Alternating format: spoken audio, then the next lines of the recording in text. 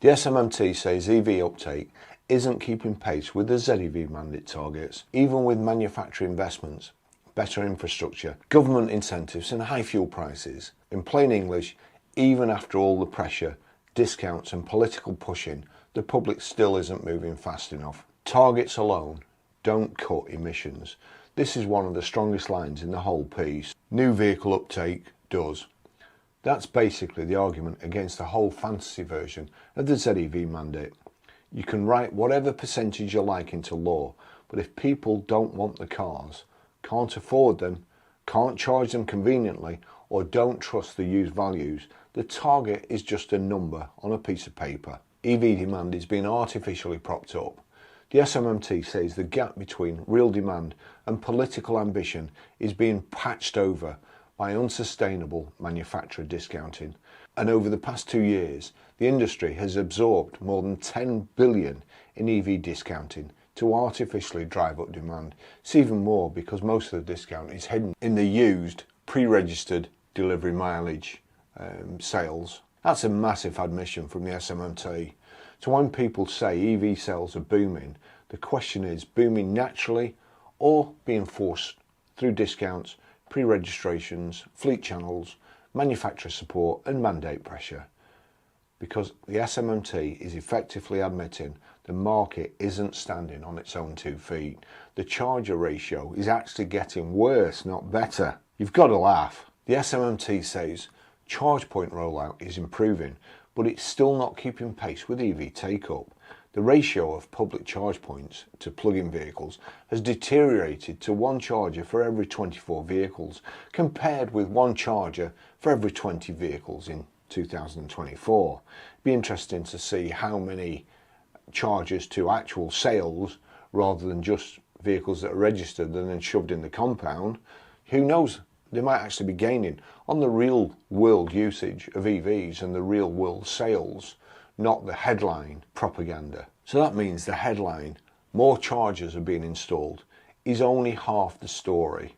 The real question is, are chargers being added faster than plug-in vehicles are being registered?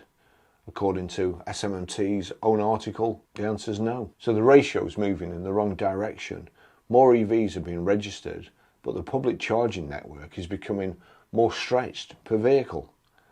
Most regions are getting worse. SMMT says charge to vehicle ratio worsened in every region except London and the southwest, and that distribution remains massively uneven, with London far better served than any other region. Is that because nobody has a car in London because they don't need it, because they can't drive anywhere? Who knows? Is that because in the other region, you know, it's rural and it's well spread out and there's fewer people live there? Again, it needs some investigation, but it matters because the EV argument is often presented as if the whole country is London. It isn't. A driver in London with lots of chargers, short journeys and better infrastructure is not the same as someone in Lancashire, Cumbria, rural Wales, Scotland or the North East relying on patchy public charging. Buyers still aren't convinced. SMMT lists the same consumer objections that keep coming up: cost, uncertainty about infrastructure and whether an EV will meet people's driving needs. Then it adds another possible problem, a future pence per mile VED charge, which could make buyers even more wary. That's important because EVs were sold to the public as cheaper to run, but if road pricing, high insurance, depreciation, expensive public charging and higher purchase costs all come into the calculation, the advantage becomes far less clear for many ordinary buyers. Auto Trader's own consumer research supports the problem. The SMMT refers to an Auto Trader survey showing that only 10% of recent non-electric car buyers even considered an EV. Now, I always liken that to the customer that came into the office looking at one of Mal's cars, and me and John and Mal were sat there, and he said to Mal he'd been out for a test drive in it, he'd dirtied the car, you know, ruined his plumbing footwells, dirtied his footwells, ruined his mats, gone out, used his petrol, put Mal's no claims bonus at risk, come in and said, right, well, if I think any more about it, I might be back. So He's not even promised to think any more about it, and if he does think any more about it, he's still not promising that he's going to come back. He might be back. And that's the same. So of those 10%, it just really shows you the state of the market and the state of the situation. So Auto Trader's Road to 2030 page says the same. Just 10% of recent non-electric buyers considered going electric. And even if they considered it, they might still not go back. With only 8% of petrol buyers and 7% of diesel buyers considering electric. That's not a mass market stampede. That's a tiny consideration rate. So again, the issue isn't just supply, it's demand. The whole issue is demand. There's plenty of supply. 7. SMMT says the original assumptions no longer hold. This is another massive admission.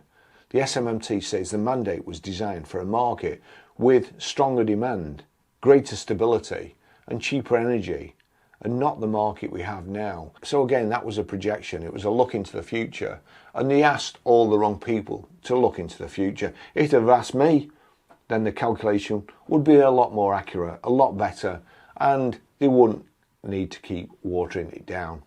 They'd have just abandoned it in the first place because it was stupid. So it's basically saying the policy was built on assumptions that have failed. They were wrong, not slightly missed, failed completely. The government's forcing more EVs into the market, but the charging network isn't keeping up.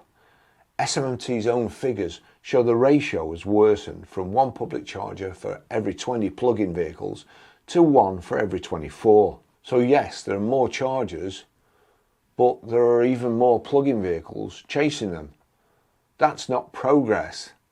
That's the queue getting longer.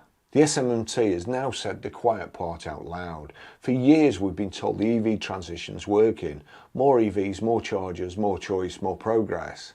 But buried in this report is the number that matters. In 2024, there was 1 public charger for every 20 plug-in vehicles. Now it's 1 for every 24. So yes, more chargers are being installed, but not fast enough, because as more and more EVs are registered, and I say registered, not necessarily willingly bought by private customers, the pressure on the charging network is getting worse, not better. That's the point. You can't just shout more chargers and ignore the ratio. If the number of vehicles is growing faster than the number of chargers, then the infrastructure is falling behind. And according to the SMMT, that's exactly what's happening. The mandate doesn't build chargers. The mandate doesn't make EVs affordable. The mandate doesn't fix depreciation. The mandate doesn't give every family a driveway. And the mandate doesn't magically create demand. It just forces manufacturers to hit a number. And when real customers don't want enough of the cars, manufacturers have to discount them, pre-register them, push them into fleets or take the financial hit. The SMMT says the industry has already absorbed more than 10 billion in EV discounting over 2 years. That's not a healthy market. That's a market being dragged across the finish line with a tow rope from a big 4x4 diesel Range Rover. Thanks for watching. See you in the next video. Bye bye.